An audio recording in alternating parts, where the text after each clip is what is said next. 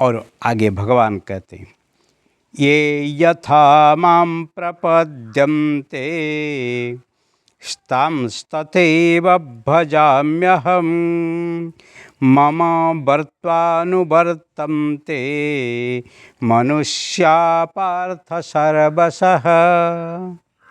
भगवान बहुत सुंदर बात यहाँ कहते हैं, ये यथा मां प्रपद्यन्ते तान तथा एव भजाति अहम। हे अर्जुन पार्थ, जो मेरे को जैसे भजते हैं मैं भी उनको ऐसे ही भजता हूँ। मनुष्याः सर्वशः मम वर्त्मम् अनुवर्तन्ते।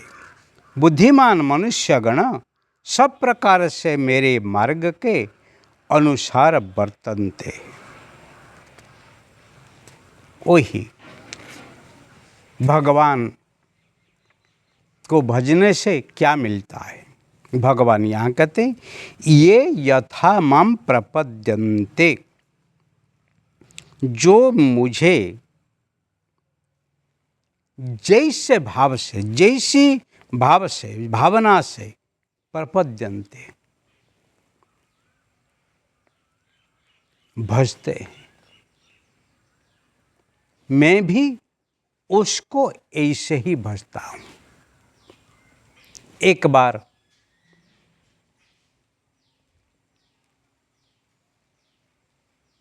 देवर्षि नारद 14 ब्रह्मांड घूम घूम के आके वैकुंठ में भगवान को देखा। भगवान भी ध्यान में बैठे हुए और उनके मन में शंका आई, भगवान 14 ब्रह्मांड घूम घूम के मैं देखा, सब आपको ही ध्यान धरते हैं, परंतु आप यहाँ पर किसको ध्यान धरते हैं? भगवान कहें, जो मेरा भक्त है वो मुझे ध्यान धरते हैं और मैं भी उनको ध्यान धरता हूँ। ये यथा हम प्रपद्यन्ते तान् तथैव भजाम्यहम्। इसीलिए जैसे हम किसी को फ़ोन करते हैं, फिर जिस नंबर को हम डायल करते हैं वही नंबर वाले भी हमको ही ग्रहण करते हैं,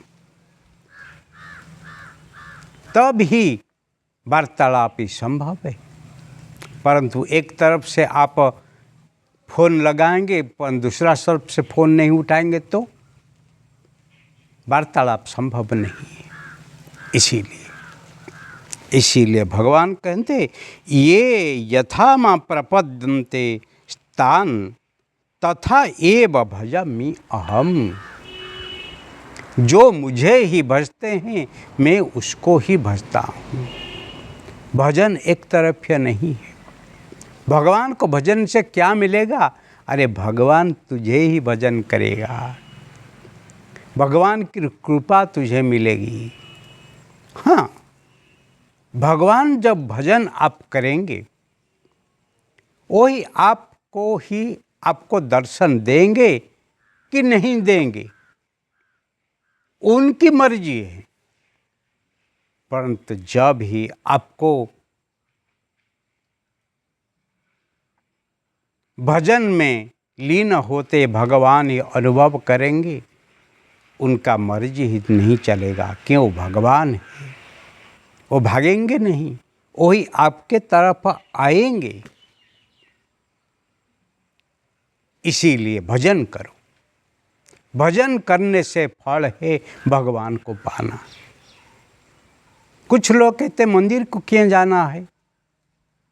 मंदिर में इसलिए जाना है जहाँ भगवान को पाने के लिए हमारी अंदर भावना जागती है।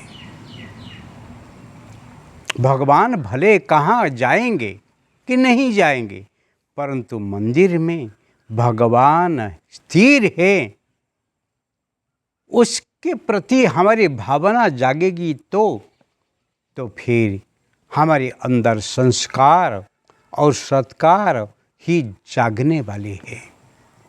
इसलिए भावे न विद्यते भगवान।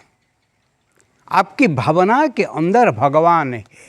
इसलिए भावना को जगाने के लिए रोज मंदिर में दर्शन करने का जरूरी है। मम वर्तन्ते मनुष्याः पार्थ सर्वस्याः।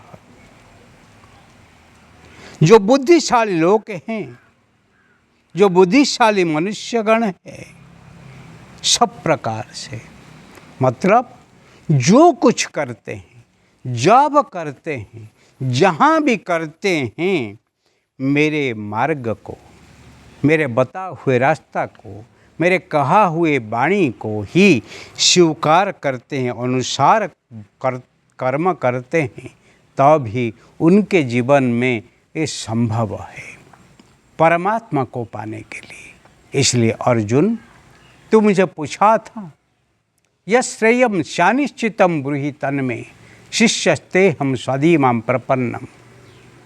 इसीलिए तुझे मैं आज जो बताता हूँ वो ही श्रेय है।